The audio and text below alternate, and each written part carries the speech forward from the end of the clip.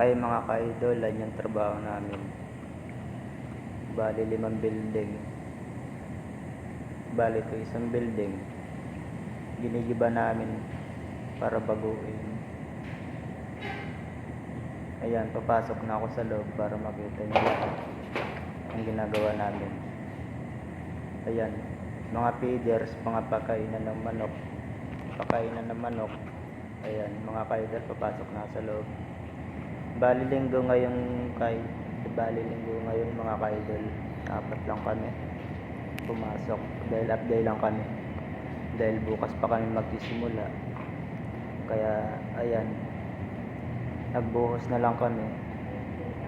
Yung nakikita nyo mga ka-idol sa loob ng building yan.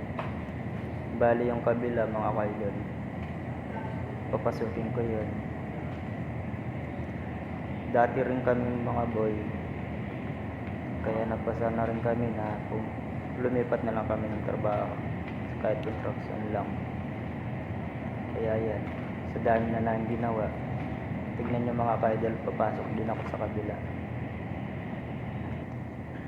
Ayan mga ka-idol, bali wala pang laman yan. Yan, mga papel yan nakalatag.